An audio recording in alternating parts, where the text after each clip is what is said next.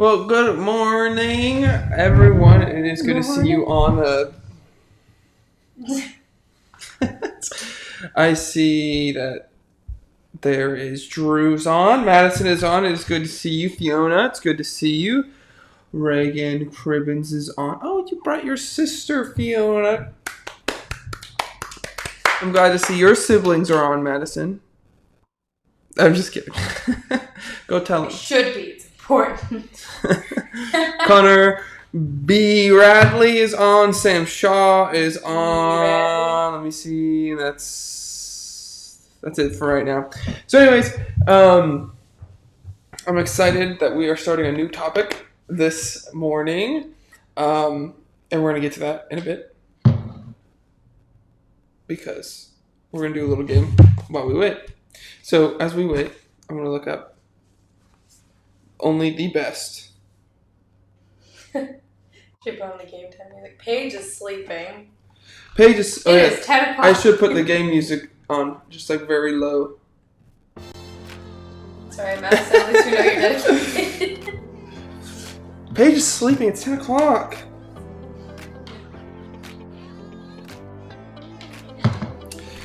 Let me see. I gotta find... I've already tapped on a couple of these. I want to find the only the best would you rather questions. How is everyone doing today? On this lovely Friday.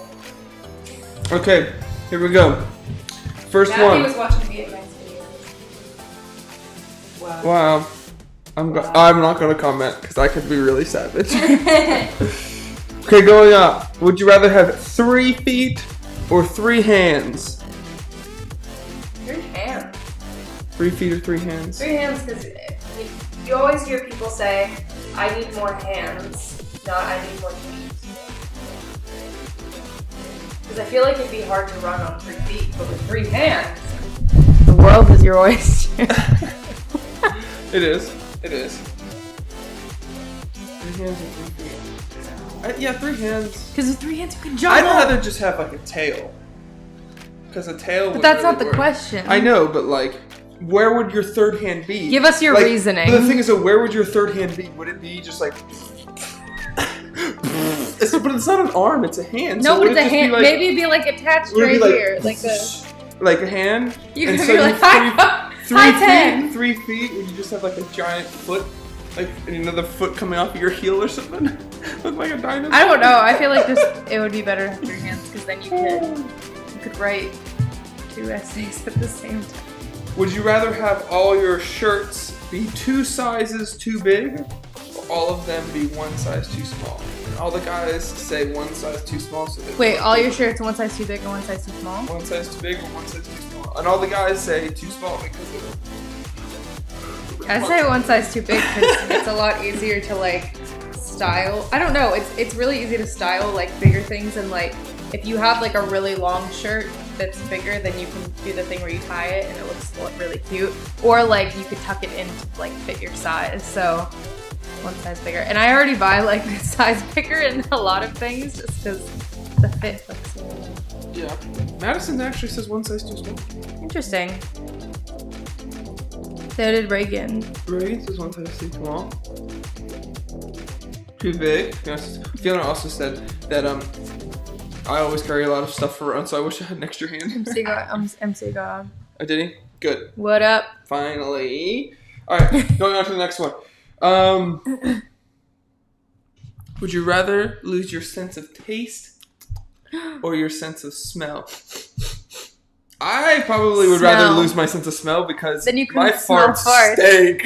I was gonna say, well, I actually like I know of somebody who doesn't have a sense of smell and she could still taste things. Who's that? She's one of the members of Little Mix. Oh, our music went off, so I started again. She can't smell anything, but she can still taste. That's weird. That would be so But weird. like, you know that there's some farts that you can just taste them. Because I can imagine, like, not being... It would stink to not be able to smell, like, coffee and stuff like that. The thing is, if you lose your sense of taste, you can actually eat healthy food because healthy food... I know, but then, like, you couldn't taste... Like, I couldn't give that up. True. Because it just... I would hate for everything Madison not... says sense of smell. I would hate for things not to taste. I won't be able to taste Joe Brock's mac and cheese. Right. So, smell. If you haven't had Joe Brock's mac and cheese, You're you need to missing have out. Joe Brock's mac and cheese. Oh, Madison, this is good. She said, so sense of smell, so then you wouldn't be able to judge food off of the smell and just eat it. That's true. But then you won't be able to smell if it like smells good, then you eat it and it's just like... What do you mean? Oh my goodness. Would you rather only be able to whisper or only be able to shout? So everything you say, you have to shout. Shout.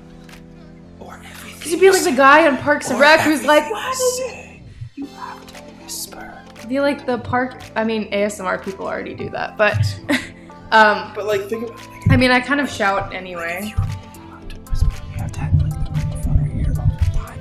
Because your only thing you're allowed to do is whisper. Everybody be quiet. What if like a teacher could only whisper? Guys, be quiet. And then you'd and be everyone like, else is like talking. you're like, your deepest, darkest secret. That's the thing, you can't tell somebody like a secret or something. You have to just What? yell. Like, I would still say yell. I remember one time. And you get all your like embarrassing stories. That would have to be just so loud. I mean, I talk really loud anyway, so it wouldn't really be that. Megan says she wants to whisper. You got secrets? No, I'm just kidding.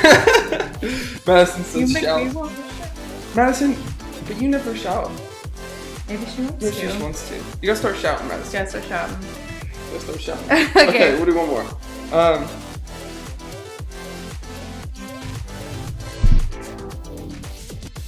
Oh, okay, yeah. Okay. Would you rather live? Wait, no, let's get that one. That one's a good one, but it's kind of confusing. Yeah, there's a whole list of them. Okay. Would you rather have your dream job or your true love? My true love. I have to say that We have I'm to sitting say- right here. What? I'm kidding. My true love. I got both. So. Wow. Damn. That was really sweet. So, dream job. That doesn't really make much sense. Let's do another one. I know, it's another. Would you rather, here you go, basic. Would you rather wrestle a bear or an alligator? Wrestle a bear?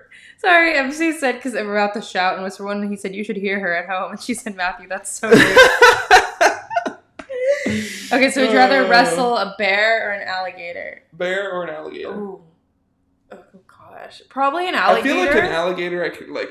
Probably an alligator, yeah, but with a bear, it's no bueno. Like you're Matthew says, "Dream job, love is for the birds." But with the alligator, like at least you have a little bit of a chance. It doesn't really have like claws. Well, also, it does. It can't like move its head around that much. So if you get on its back, you're pretty safe. Like a bear is like a giant person. Also, fun fact, if you're ever in Florida and an alligator or crocodile is chasing you, run into zigzag pattern because they can't do that. So then you'll be safe. But alligator, because, I don't know, there's that one Leonardo DiCaprio movie where he gets like attacked by the bear and it's like, that sounds like a nightmare. Yeah. Especially if it's like a mama bear. Like a nightmare. Like if it was a bear that was a little cub, then I wouldn't be too worried about it. But yeah, alligators. I mean, at least... Makes sense. Alligator makes sense. Bears just like are too nimble. They're too flexible. Yeah, they can do too much. Like they can just like... They can go... And they got claws, big old claws. Whereas the alligator, like they can't... They're kind of like a T-Rex. They can't really move other than like side to side. Yeah. And then once their jaw is like closed, it's really hard for them to open it back up. It takes a while. Yeah. And if you can just like wrap something around it. If you could just hold on to their mouth the whole time, then you'd be good. Oh, yeah. Okay. You just sit there and just... I would like just sit on its back and hold it like this while it like barrel rolls just because it wouldn't be able to like get to me. Oh my goodness. Sorry, I'm thinking about this too much. Okay. So, some updates real fast. Obviously, we, the Remind Text and the Rock Studio up this week will be 9th and 10th grade. So if you are 9th or 10th grade, you are able and allowed to come to the Rock Studio for the Rock. What's that? Oh, probably something. That was really weird. Or something. But yeah, if you're 9th and 10th grade, you are allowed to come this Wednesday to 9th and the 10th. Rock. So that is... And that was if you were like, not if you just graduated 8th grade. No, like if you... Currently in this past school year, were in 9th and 10th grade. Yeah. Yes. So that's that, and I'm excited to talk to introduce our new series. So we just finished about relationships, and now we're going to be talking about navigating the culture. I'm really excited about this. I'm a little nervous about this, but if you saw our Instagram story, we talked a lot about. We didn't talk about anything on Instagram story. I apologize, but I asked a question. I said, "What are some hard topics that you guys want to talk about?" And a lot of people looked at it and never really answered. And I could just, it's a hard question to answer. And so I just kind of sat there and I was just like, well, what can we talk about to address those hard topics that a lot of us students, a lot of you students are a little like, that don't want to necessarily talk about, or no one has ever talked about this before and whatnot. And so we're going to address those topics, especially those that are coming up today and today's time. For instance, like I want to talk about homosexuality and how do we navigate that? Navigating the culture. That's part of the culture now. And how do we navigate that? As Christians, how do we navigate homosexuality? Mm-hmm. And that's a topic that I want to get to right now. I want to do more research on it and be able to have a better ability of knowledge to help guide you in a situation that if there was this, so that's like, for instance, that's an example, but like other stuff that happens on the news, what's going on, like for what's instance, going on right the now, coronavirus stuff, like how do we navigate the what's coronavirus happening stuff? With the whole George Floyd situation. Yeah, and so that's what we're actually going to be talking about today. Like you see it all over the news now, and it's the and with all the like opinions and everything just coming out, especially from just people that are Christians, people that aren't Christians, just everything. It's really hard to know like what you think about it because like everybody's putting opinions and everything out there. So that's why we're talking about it. So that if situations like this come up, you have a place to start. And also thank you to Isabella for the graphic. Yes. So anyways, that's what we're going to be talking about this morning, is what happened with George Floyd. So if you don't know, who George Floyd is. So now, you have to listen. Whatever we're trying to say, we're not trying, it's very easy to take when us talking about this topic, navigating the culture, talking about George Floyd, talking about, homosexuality, talking about this, that, whatever we talk about, it's very easy to say, oh, well, you're being, racist, or you're being this, or you're hating on these people. Like, just listen as we talk. And if you have questions, talk to them. And it's very easy to take stuff out of context, but we are going to try our best to communicate to you what the Bible kind of teaches on this, and how we're supposed to be Jesus during these situations and during stuff that arises like this. Mm-hmm. Okay. Going back. So George Floyd, Mr. Floyd, he was I watched a couple things yesterday to see like where he came from, and Lecrae posted a video about the situation and how he felt about the situation. I guess the guy grew up in, I think, Houston, Texas. Mm-hmm. And I guess Lecrae knew him. Wow. I knew him. He was talking about the video. Like, I was looking up other videos just to see what happened. And basically, long story short, a police officer, of the color of white, he was detaining him in handcuffs on the ground. And he had his knee on his neck, and the guy, George, was like, "I can't breathe, get off my neck. You already have me in cuffs," kind of thing. Like, let me go, don't let me go. Like, can I at least breathe? And basically, the cop didn't care. Mm-hmm. And the result of that, actually, accidentally, if you want to say accidentally, you could say, we don't know the motives, because I haven't heard any. We weren't specific, there. We weren't there. We don't know what was going through the cop's mind. We don't know what was going through, we don't know. That doesn't mean that it's right. It doesn't mean it's right. We just don't know exactly 100% what happened. If it was intentional or non-intentional. From the looks of the video, you could easily say that it was intentional. However, basically, because of that, his knee on his neck, he couldn't breathe and he died.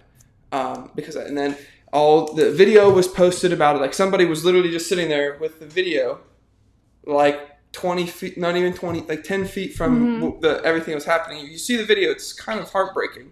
And it's because of that, this happened in Minneapolis. Because of that, huge riots and protests were happening. Now, there was a guy that, I forget what his name is, but he organized the protest of what was going on. Now, there's a difference between a protest and a riot and looting. All right, the protest, which we have seen before, a protest is like an organized, peaceful protest where you go in front of a building, in front of the police building, signs, you hold signs saying justice for George, and basically what people were saying is these guys should be arrested, these cops. Well, all 4 of them that were in the squad have been fired. Which is great. Now they're just saying they should get justice because of this murder.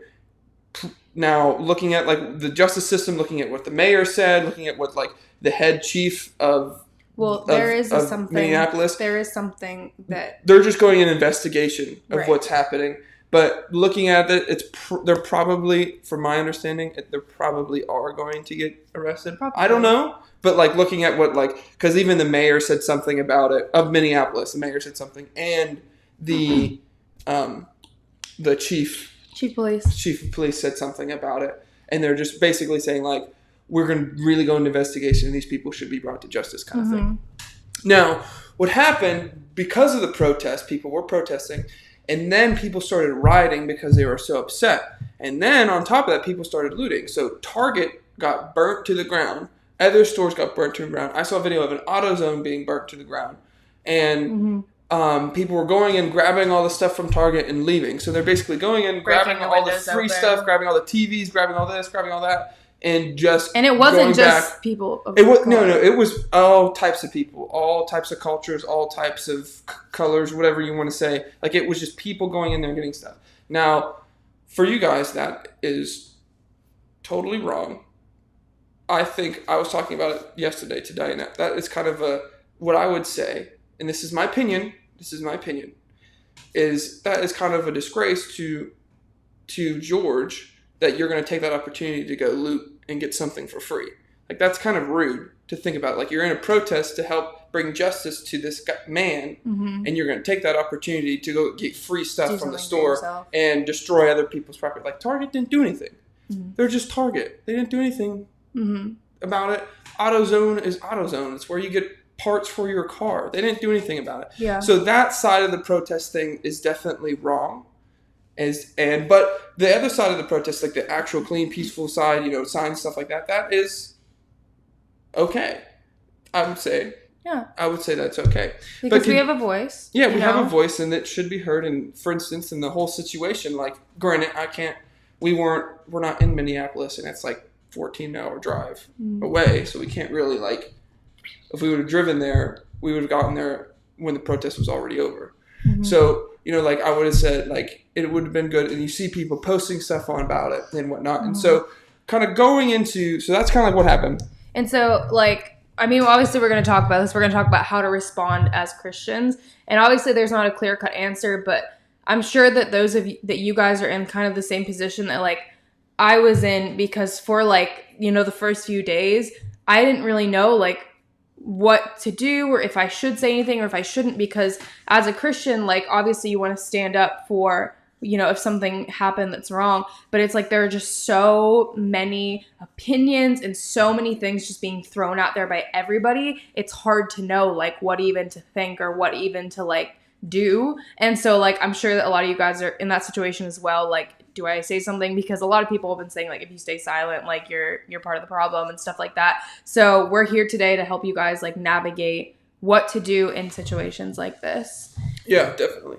And so going into a situation like this, I often think through my mind constantly over and over again it's kind of funny because it's kind of ingrained in my head, but WWJD, what would Jesus do? And it's funny because it's like a funny little acronym, and a lot of us can remember of, like, the early-ish 2000s of that being promoted everywhere. What would Jesus do? What would Jesus do? And in reality, that's what goes through my head a lot. That's what goes through my head of, like, what would Jesus do? And I saw a lot of posts from Christians and from other people and from just everyone about the justice for the police officer, justice for the man. They should all be arrested. No justice for George Floyd. That's what I meant. That's what I meant. Like, I meant, like, you know what I mean. And so, but what I saw is a lot of people started to get really, really angry. Which is understandable. Which is understandable because that's a feeling, and that, like, I would be upset too. Like, don't get me wrong that I'm not going to be upset. I would be upset as well. But I saw a lot of anger and just pure, like, rage toward these officers, and people saying death penalty, blah, blah, blah, blah, blah. Well, first of all, if anyone who says that, death penalty to these people, first of all, you have to understand that, if you were in that situation, you wouldn't want the death penalty on yourself either. I just want, you know what I mean? If I was in that situation, I would be like, no, I want to, if anybody else was in that situation, it would be like, no, can you at least, like, just throw me in jail or something? Because they would want to live. They would want to live. And that's just a general anything. You know what I mean? But the pure rage that I saw out of like hate towards these officers is definitely a feeling that could easily be justified in a sense. But you have to understand. And I go back, actually, just listen to it this morning from a sermon from Todd White. He was saying, and he wasn't even talking about this, but he was saying, he pointed out the verse of, our fight isn't against flesh and blood. It's against the principalities of the evil one. Yeah, because at the end of the day, like, somebody may do something, and obviously we have free will to do whatever. And they need to be justified off of that. Right. They have consequences. You do something, it's a consequence. Right. And at the end of the day, like, racism is driven by hate, which is from the enemy. So it's like we're fighting against the enemy, and, Yeah. And so, like, you sit there and you're like, well, what should I do? What should I do? Honestly, you should just sit down and really intercede for the family of George, for the family of the people that he interacts with, his family and friends. Pray for them. Pray for them earnestly.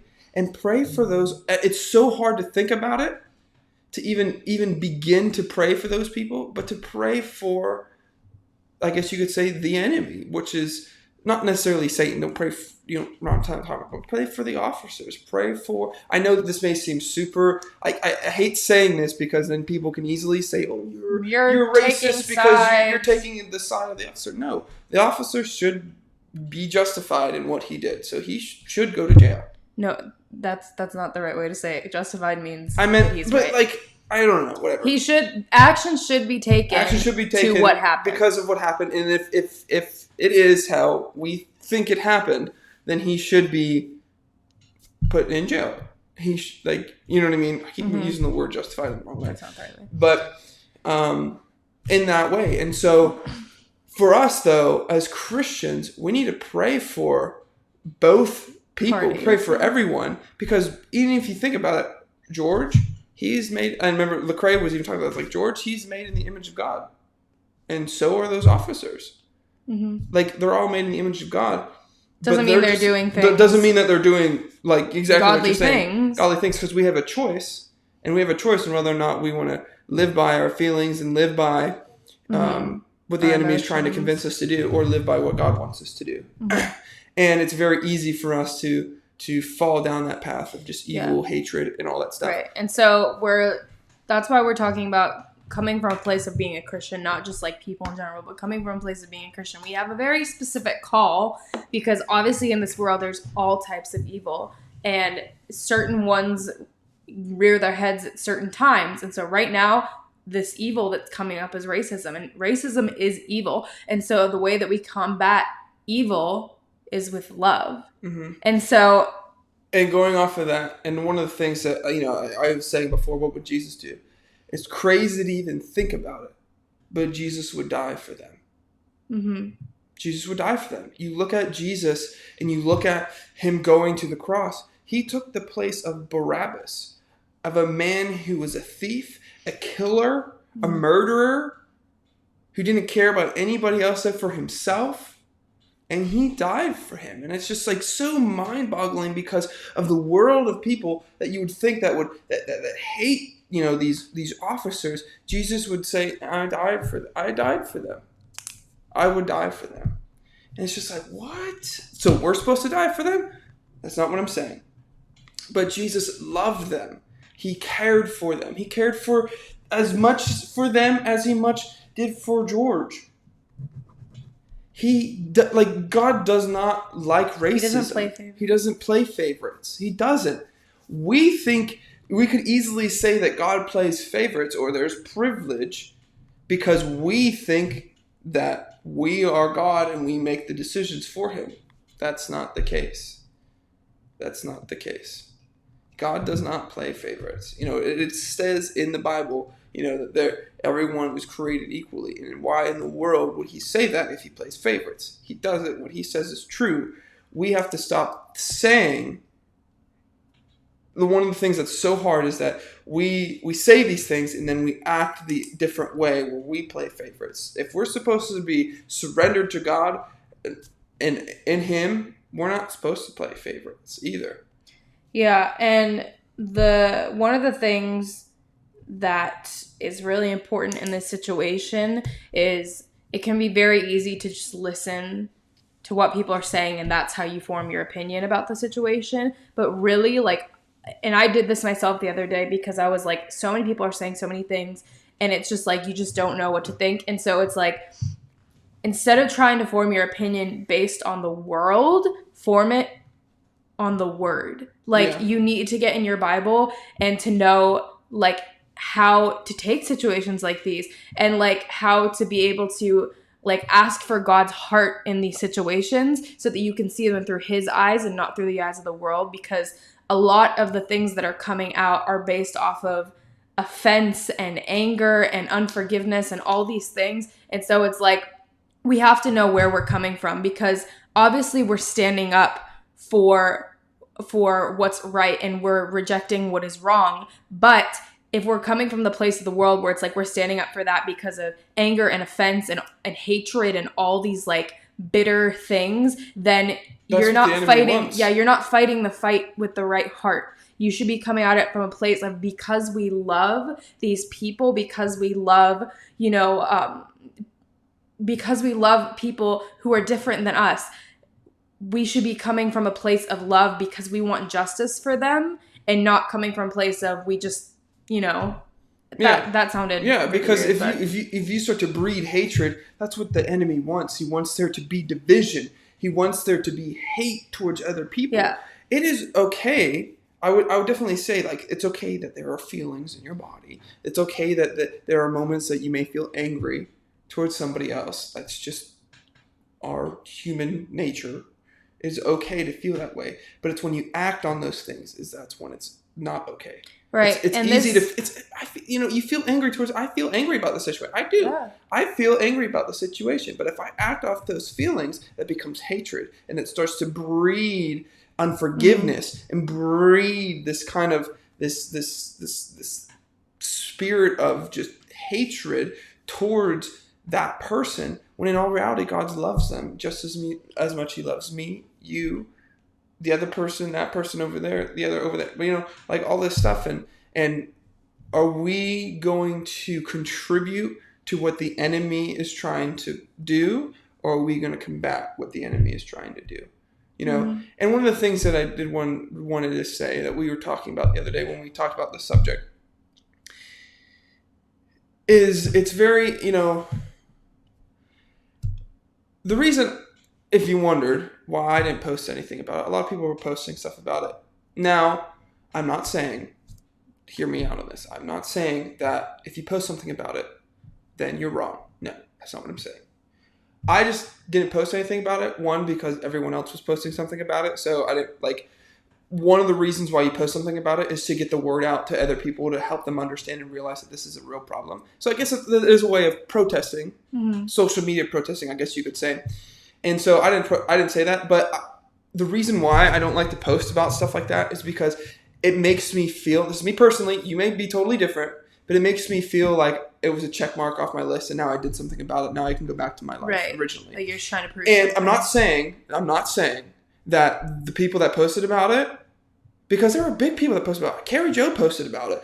Rick Pino posted about it. Christine Kane posted about it. Like big people, like big famous Christians posted about it. I'm not saying that they just posted about it to a checkmark list. I'm just saying, for me personally, I don't like to, because I feel like, oh, I contributed to the online protest, now I'm done and it's going to be whatever, we can just leave this on the back burner. No, I want to physically be the change that we're supposed to be here now. Right. And I think, too, it's really important to get, I think through this experience, if anything, I've just gained so much perspective, and I think that that's more important than, just ranting about it. And I mean, if you do that, that's fine. But I listened to, I don't know if you guys know who Alton Eugene is. He was a part of Bethel for many years, but he did an Instagram or an IGTV about the whole situation. And it was very eye-opening for me. And so he was saying that one of the things that will benefit the situation is not just posting about it all the time, which is good, but sitting down together at a meal with people and gaining perspective and learning about this and working through all this stuff together as in family, and not just spreading stuff all over the internet. It's yes, posting something about it is taking action, but stuff like this requires bigger action, in-person action. Let's do something about it. Especially as the church, especially as the body of Christ. Let's do something about it. This is something that happened. It's something that was wrong. And instead of just posting about it, which is that's what I'm saying, it's okay to post something about it. If you feel like you should post something about it, if you feel like it will do good, about it. That's okay. Because the idea of posting it is to get the word out. It's like I said, that online protesting of where you're showing other people, your friends and family, hey, this is something that happened that was wrong, and I don't agree with this, and we should do something about it. So, but my thing is, though, if you post something about it, make there another step after that and do something about it. Now, what I'm saying is, these people that are bigger, all these bigger famous people, I guarantee you, that they probably are going to do something about it. They probably are sitting down with people and saying, hey, how do you feel about this situation? You know what I mean? Mm-hmm. Like, they're definitely do something about it. So I would say for us, as youth students, like, let's do something about it. Let's reach out to our friends. If you do, honestly, like, this is something that would probably be great to do. Yeah. If you do have a friend that is of color. It's an African American or like. There's a fly right here. If you do have a friend that is of color, reach out to them and say, hey, how are you doing? How are you feeling how do you feel about the situation? Like, are you okay? Like, can I pray for you? Let's go out to lunch. Let's talk about the situation. How do you feel so I can gain a perspective from your point of view? Because as something that I've seen a lot of people say is like, some people are like, oh, because I'm white, like, what can I do about it? Like, there's so much you can do about it. Like, that's a really good example. And so it's like to sit down with somebody, like, your friends of color and stuff. It's really good because then not only do you gain perspective, but they can give you really good tips on like how you can help in this time. Yeah. And maybe together you guys can sit down and pray for everyone that was in Minneapolis, because that whole city needs a lot of prayer because of what's going on. Mm-hmm. Like, I'm not just talking, like, so, everyone needs prayer up there. I mean, everyone needs prayer in general, but that city needs a lot of prayer. Yeah, so, like, the family of George need prayers, all the officers and their family need prayer. Like, I just imagine, like, just think about, like, I think about it from both perspectives. Like, if, like, so my brother, let's say my brother, died that way, like, I would be feelings that way. And what if I was, like, what if you were the wife of one of the officers? Like, that would be, like, terrible. Like, not terrible, but, like, with all the hatred of people. And that's where, as a church, we need to love. That's where love combats hate. And it does. And I'm not trying to say, it's very easy to take what I'm saying and take what you're saying out of context and say that, where you're racist. But first of all, I have family of color, and they're amazing, and I love them. So I'm not. Okay. Well, that's the thing though, is like you shouldn't have to. The thing is, I feel like a lot of people too are posting because they feel like they have to prove that they're not racist. But it's like you know the state of your heart. Mm-hmm. You know the state of your heart. You know what I mean? And like people should be able to see the state of your heart and know that. Yeah, and that's why that's why we have to be the change that we want to see. We have to be the change. So absolutely. And I know that like. And even if people, like, if you're talking with somebody about this and they do come out of a place of anger, just know that a lot of it is because this is something it's not something that's new to this country. It's something that has been an issue for a very long time. And as a Christian, that righteous anger does stir up in us because this shouldn't be a problem anymore. Yeah, but it is. I do get I do agree with what Adam, he posted. He goes, I'm upset, I'm angry that racism is a thing, and he started like denouncing and praying against the spirit of racism, which is something we need to do. Yeah, as a church. And so that's what I agree with. Like, he, first of all, the one thing that he was posting that idea of like getting the word out, but then he was taking action on that and saying, hey, let's pray against. He's like, I denounce the spirit of racism because that's what divides people more than anything. Absolutely. And so I do like what he was posting and how he posted it. It was really. And really I did write down just some like practical steps, just kind of a summary of what we said, just so like if you guys, and then we'll end out with like some scripture as well. I wrote down some practical steps that you guys could write down too, so that like how you can be love, how you can be like Christ in this time. So number 1, I wrote pray for them, and them is George Floyd's family, people of color, the Minneapolis, the officers' families, our country, and all the officers that are there as well. Pray for all of them because I'm just talking about those 4 guys. I'm talking about the whole police department. They need lots of prayer. Yeah, and the people. Yeah, like our country, our nation. Everyone in the situation needs it. Everything. So pray. Like, guys, seriously, this is the time to step up and pray. Like, I know we say it all the time, but with prayer comes change. So this is part of our fight. You need to pray. So pray for them. Get in the word. Like, this is so important.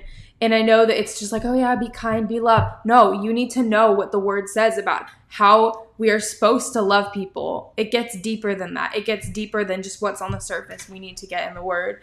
And then step number 3 is to love everyone with the love of Christ. Everyone. Yeah. It's not like, oh, this person deserves it. No, none of us deserve it. love everyone with the love of Christ. Number 4 is don't form an opinion based on the world, but on the word, which I already said. And then number 5 is reach out. Reach out to your friends of color. Reach out to people that you know. Sit down, have a meal with them, invite them over, offer to pray for them, call them, see how they're doing, because I guarantee you that this is affecting them a lot right now. So those are just some practical steps of what to do, and Christian looked up some scripture references that you guys can use as like a... The one reference that I wanted to point out is Ephesians 6:12, and it's, for our struggle is not against flesh and blood, but against the rulers, against the authorities, and against the powers of this dark world, and against the spiritual forces of evil in the heavenly realms. And that is so true, and that is so true. It's Ephesians 6:12, and it's so true, and we need to battle the right enemy, because Satan wants us to battle ourselves because it takes off of him. And we need to understand that our enemy is not each other, but Satan. And we got to take that into consideration and understand that. Mm-hmm. Definitely. But with all of that, we're going to end this up. And to lighten the mood a little bit, it still deals with the subject. But for all of you Star Wars fans out there. I'm going to go to the Go. For all you Star Wars fans out there, I actually was watching the Clone Wars, the last season. So season 7, it just came out. And I was watching it. And Obi-Wan, my man, was spitting some fire in the episode. And long story short, there was this woman who he loved, and you're like, how did Obi-Wan love someone? Well, he understands that was something you're not supposed, because within the Jedi, you're not supposed to have feelings for another person in that way. And it came down to her sister wanted to take back her city because it was ruled by the dark side. And she said to Obi-Wan, saying, it's really funny I'm bringing this up, she said to Obi-Wan that, didn't you even care for my sister, that you're not even come help us out? And he said, I'm not going to let my feelings guide my decision. I'm still going to talk to the Jedi Council. And it was basically kind of like that. And it was like, and when I sat there and I watched it, I was just like, what? Obi-Wan spitting fire? But that's so true, because if we let our feelings dictate how we're going to act out, then we're just going to be on a crazy train ride, just wrecking into people being hating and angry at other people and being and holding unforgiveness. And if we let our feelings drive us, we're going to be sitting in a big hole, because we're going to be digging it ourselves. And I just thought it was kind of funny that he said that, and I was just like, what? But to lighten the mood a little bit, but also give you some truth, is that we can't let our feelings guide us into how we're supposed to live our life. Mm-hmm. Right. And I know that topics like these may be really uncomfortable, but we have to start talking about the uncomfortable. And if we're not talking about it, this is why I really want to talk about it. Because if we're not talking about it, then you guys are going to be getting it from the world, and the world does not teach it. Does not teach it correctly. And honestly, I think this is one of the reasons why a lot of students fall away, because they get these topics, they get these things, and how to navigate the culture, how to navigate different topics through the world, and the world just says, oh, love everyone, hate people that do this stuff, and it's hard. These are hard things to talk about, hard things to navigate. That's why we're here. That's why we want to help you with this.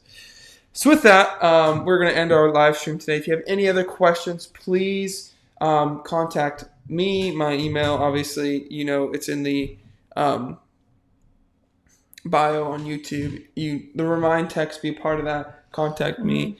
And if you have anyone else, and honestly, if you have someone who you think who should listen to this, then have them say, hey, why don't you watch this? It gives them a lot of guideline. Maybe share it with your friend. Share it on Facebook. And I'm not trying to say that so we can get lots of views. That's not what I'm saying. But I want to if you have somebody that's struggling with this and not knowing what to say, like share it to them and say, hey, why don't you watch this? What do you think of that perspective? And then talk. That's what we're talking about. Talk in amongst each other with that, where you're going to be like, well, I don't agree with this. Well, I agree with this. Well, like, let's see what scripture says. And that's where you can really start to dive in. Also share it because like people, because like I said, I've been saying it, but just if you need to share it because you want people out there to have these practical tips on how we can be the change.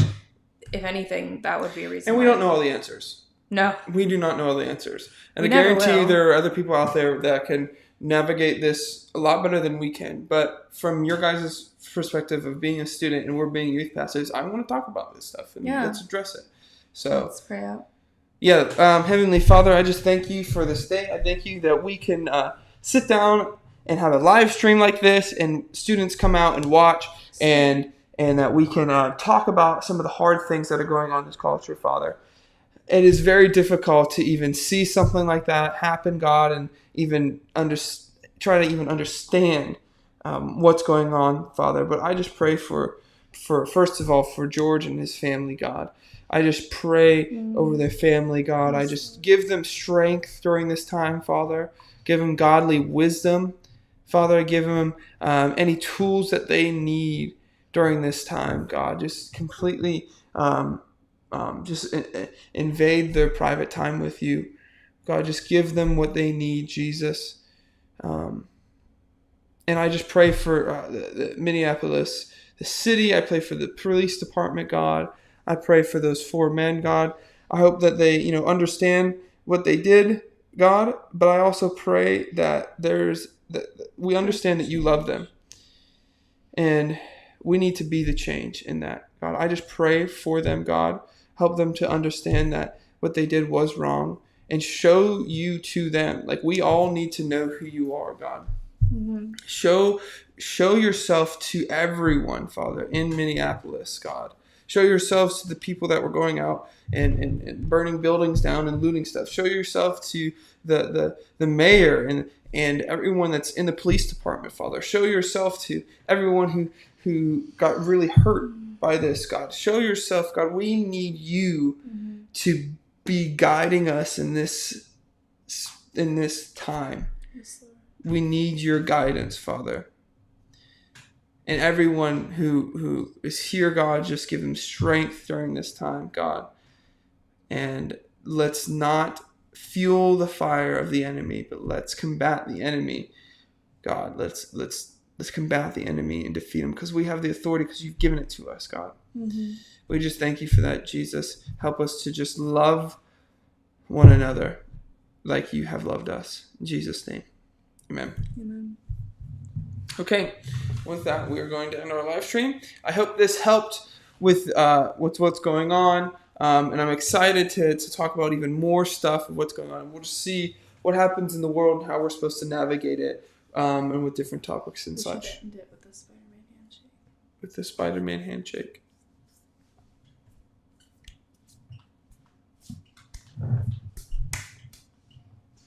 It's from Spider-Man. Yeah. See you guys.